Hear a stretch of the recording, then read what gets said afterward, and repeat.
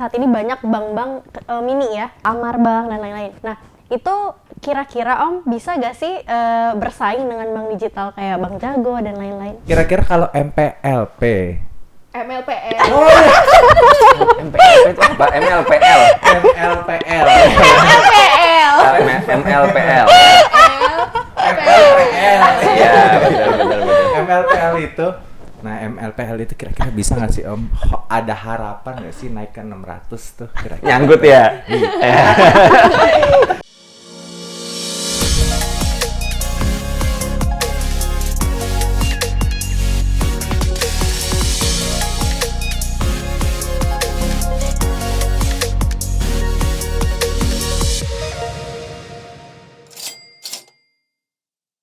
Sahabat Kompas.com, selamat datang di Generasi Cuan Part 2. Part 1 kita udah bahas soal saham-saham teknologi nih.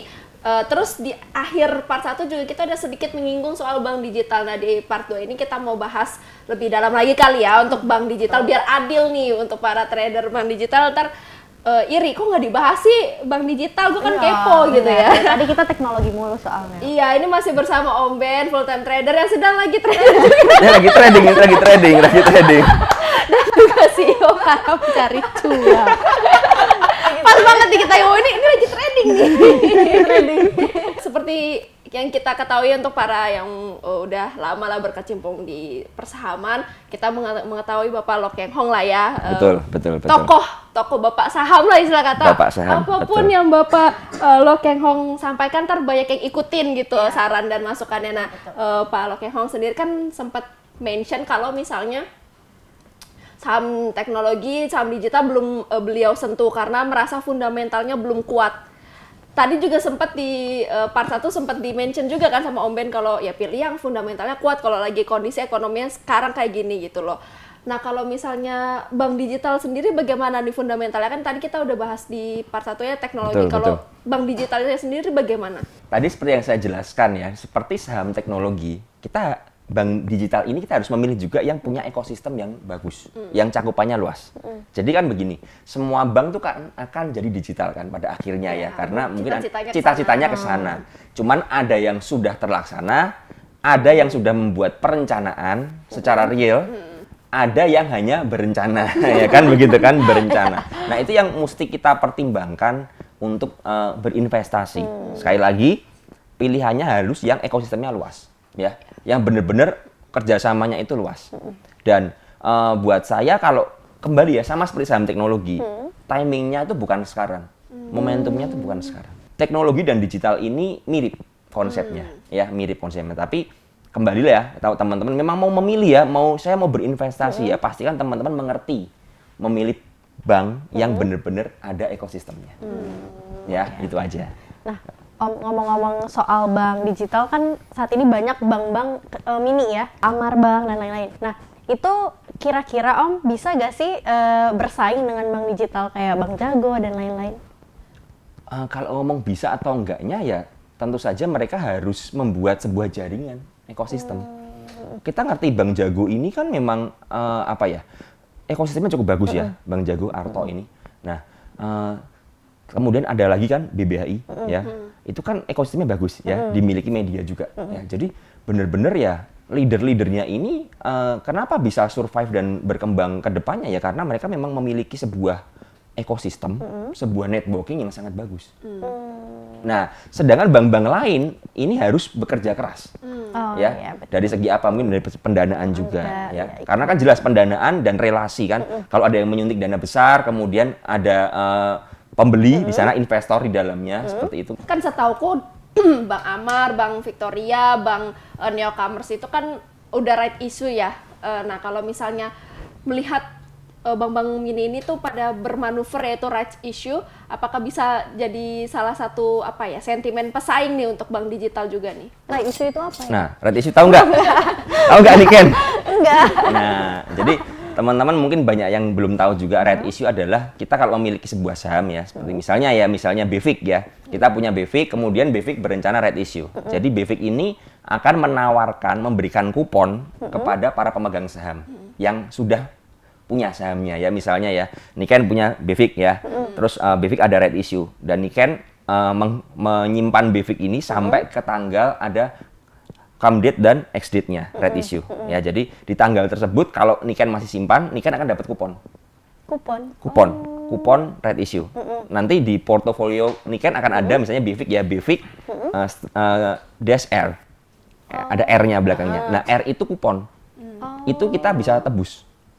Kita bisa menebus senilai harga tertentu yang ditentukan.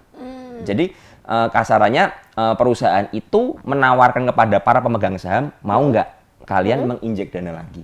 Nanti kita tukar dengan saham. Nah, permasalahannya apakah right issue ini bisa untuk menyaingi? Nah, permasalahannya di sini.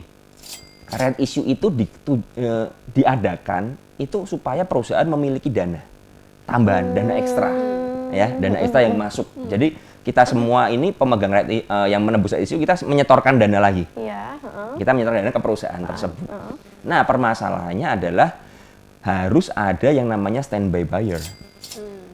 Harus ada yang standby, pembeli siaga.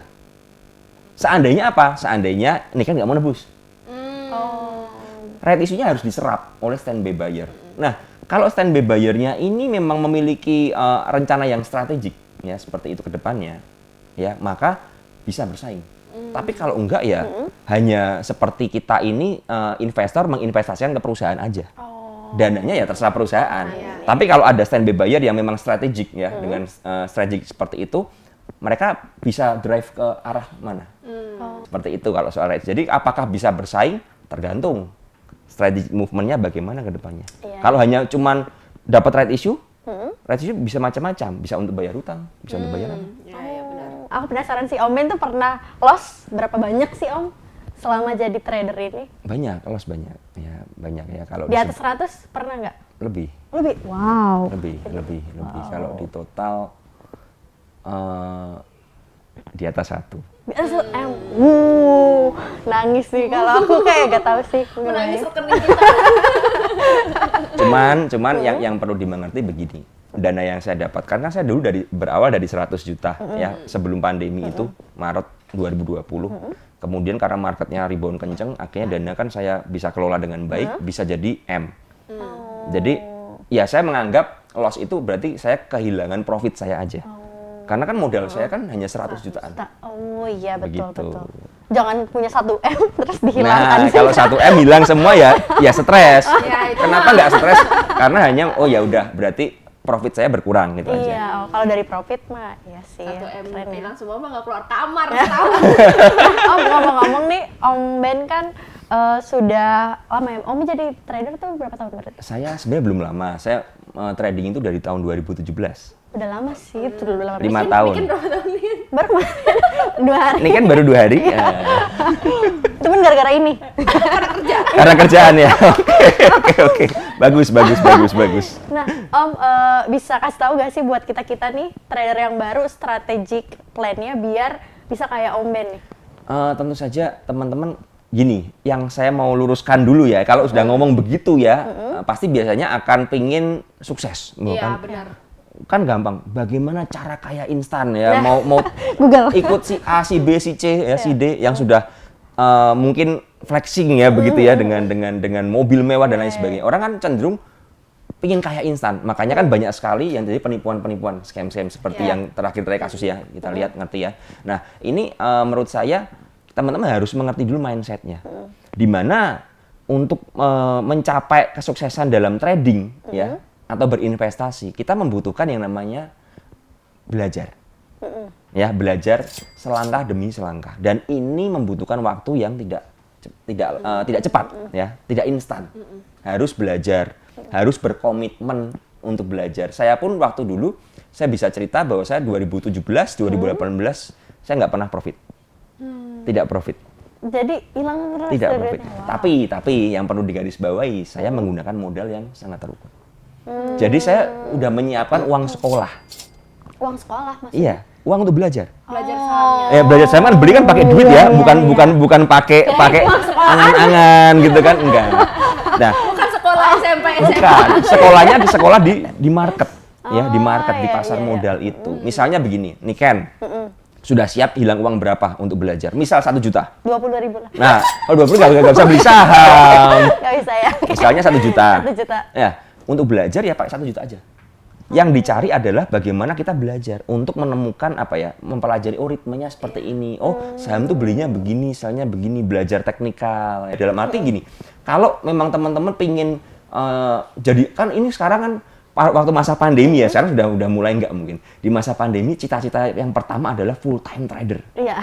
Itu pasti semua orang full time trader karena apa? Banyak melihat orang-orang yang berhasil. Tapi orang-orang yang berhasil itu kalian harus tanya, sudah berapa lama trading?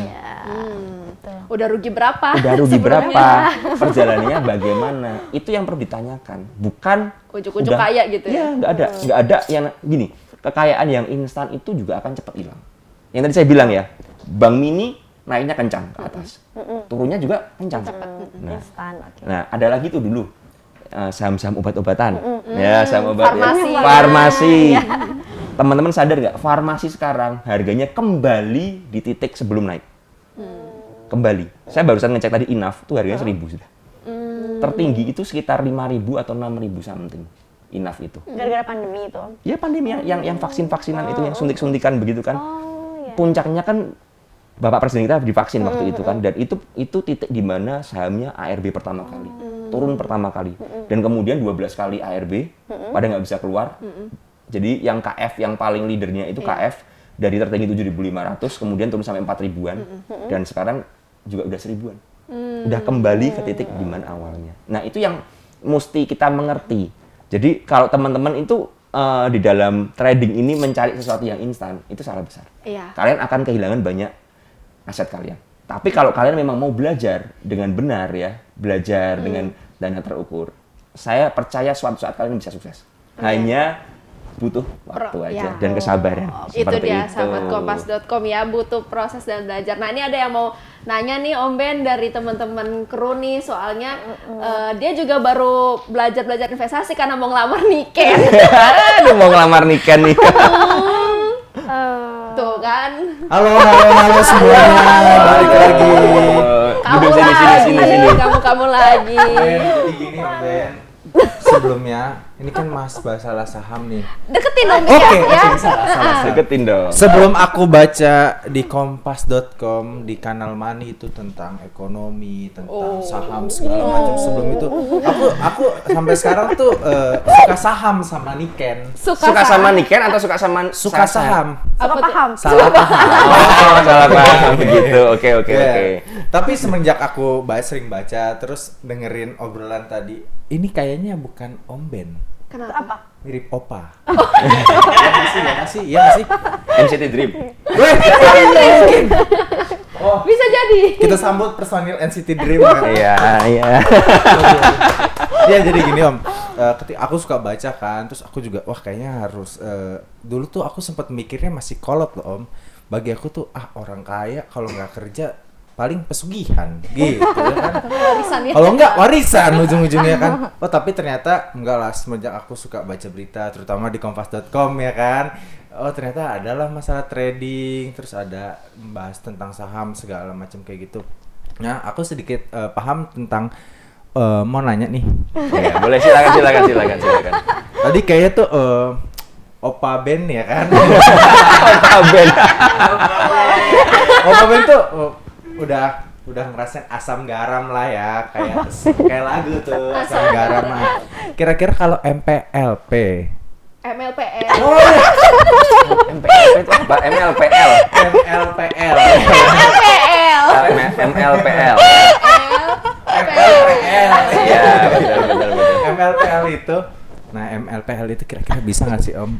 Ada harapan nggak sih naik ke 600 tuh kira-kira? Nyangkut ya. Enggak, namanya masih salah ya. MLPL sekarang coba saya cek harganya berapa ya? Ini sekarang kita syuting tanggal 23 ya. 23 Juni. 23 Juni nih. 23 Juni. Kompas.com. Sekarang MLPL-nya di harga 155. Kamu pengen ke 600. Berarti MLPL harus naik 4 kali lipat. Ini harapannya kayak lu mau ngelamar Niken ya, susah. Ini kan tunggu ya. Tunggu 600. Pasti bisa naik. Ayo MPL. Naik 600. Berarti masih sangat jauh. Masih jauh, perjalanannya jauh karena begini ya, kembali saham seperti MLPL dan MPPA itu mirip dengan konsepnya bank digital. Ya, jadi dibikin sebuah story di mana akan ada investasi dan lain sebagainya ya. Dan kita ngerti MLPL itu saya dulu pernah punya di harga 60. Serius, saya udah jual di harga 200-an waktu itu, tapi masih rally ke 600 ya sudah. Berarti memang jatah saya sampai segitu aja kan. Nah kan begitu. Nah, buat yang nyangkut di 600 ya sebenarnya mirip dengan bank mini, bank digital atau saham kesehatan begitu. Ya susah ngomongnya karena tidak ada inflow. Kembali ya, saham untuk naik harus ada inflow. Nggak ada inflow-nya. Jadi saham ini terlantar kasarannya sekarang. Nah, ketika terlantar begini yang terjadi nggak ada yang beli, ya marketnya panik. Akhirnya retail itu ya pada cut loss, jualan, akhirnya harganya turun terus kan. Karena turun pun nggak ada yang mau beli. Nah, itu problemnya. Jadi untuk MLPL apakah bisa naik? Mungkin bisa. Tapi nyampe 600 gak tuh? Mungkin sampai, tapi nggak tahu kapan. Jadi selama sebuah gini, teman-teman harus ngerti, selama sebuah saham itu tidak tersuspend, nggak suspend, Iya. ya, tidak ada masalah dalam laporan keuangan atau apa, tidak pilot dan lain sebagainya ya, tetap melisting, tetap ada di bursa. Cuman balik atau enggak, Kita nggak tahu. karena tidak ada sopirnya. Benar sekali. Mobil kalau nggak ada sopirnya ya parkir terus, Jalan. ya kan? Sampai berdebu, sampai apa parkir. Bisa jalan nggak? Enggak, nyangkut. Nyangkut kan? Nyangkut kan? Mobil kalau berhenti begitu, kalau mau jalan bagaimana? Panggil montir, diservis semua kan? Iya. Baru bisa jalan kan? Tapi bukan berarti mobil yang tergeletak tempat parkir yang jadi kayak besi tua itu nggak bisa jalan. Bisa next-nya, cuman harus diolah lagi. Sama kayak MLPL, begitu. Oh, Salahku. Nggak nonton Gencu sih. Harus nonton Gencu. Nonton Gencu tuh teman-teman, kalau nggak mau jadian kayak aku nih ya bisa nonton Gencu loh. Edukasinya bagus. kenapa jadi feminim? Iya. Seperti yang dibilang, ketika mau transaksi atau trading ya kan, investasi lah Om ya, baiknya tuh harus meriset secara dalam ya kan? Agar tidak kayak saya nih nyangkut ya. Sambut terus ya, sambut. Opa Ben, Om Ben, thank you so much. Kamsahamnida. Kamsahamnida. Terima kasih, terima kasih. Silakan kembali Ya. bekerja. Kembali lagi ya, kembali bayar. Wah, seru sekali acara ini ya. Seru sekali. Oh, terakhir nih Om. Seru banget, seru Terakhir. banget. Om Ben, kenapa nama Instagramnya jalan-jalan murah Om? Oh iya, jalan-jalan murah itu gara-gara kerjaan saya sebelum jadi edukator seperti ini adalah tour. Tour guide. Ya, kalau di scroll ke bawah itu banyak foto-foto liburan klien, bukan saya. Liburan klien, rata-rata liburan klien di Jepang dan New Zealand. Waktu itu kembali saya ya mau pakai nama apa, kalau pakai nama produk misalnya apa ya, tour apa kan udah biasa. Yang cari yang gampang diingat aja, jalan-jalan murah supaya konsepnya adalah wah kalau ikut ini berarti murah kan. Iya. Murah banget ya. Kan gitu. Ya, jadi itu apa ya, mungkin lebih diingat orang dan sampai sekarang kenapa saya nggak merubahnya jadi Iya. Om Ben atau Iya, apa, ya biarin aja karena diingat kan, terkenal. diingat orang kan. Iya. Kalau yang lain kan biasanya nama misalnya grup apa saham apa, kan saya jalan-jalan murah. Jalan-jalan murah. Seru banget nih ngobrol sama Ben, cuman kita udah harus pamit nih ya karena udah mau maghrib nih ya. Takut dicari ibu. Iya, nanti dicari ibu ya. Dicari ibu kita ya. Makasih banyak Om Ben Iya. sudah berbagi insight nih buat sahabat kompas.com di luar sana supaya mengerti nih bagaimana kalau kita mau investasi di bank digital dan juga teknologi. Ingat kuncinya tadi mau belajar ya Om Ben ya. Harus mau belajar. Oke, terima kasih banyak Om Ben, sehat dan sukses selalu. Itu dia sahabat kompas.com interview kita pada hari ini dengan Om Ben. Terus saksikan program Generasi Cuan di YouTube channel kompas.com. Jangan lupa diklik subscribe, nyalakan lonceng notifikasinya, cari di playlist Generasi Cuan. Sampai ketemu di Generasi Cuan yang akan datang. Pastikan kamu jadi generasi yang pandai melihat peluang. Dadah. Dah.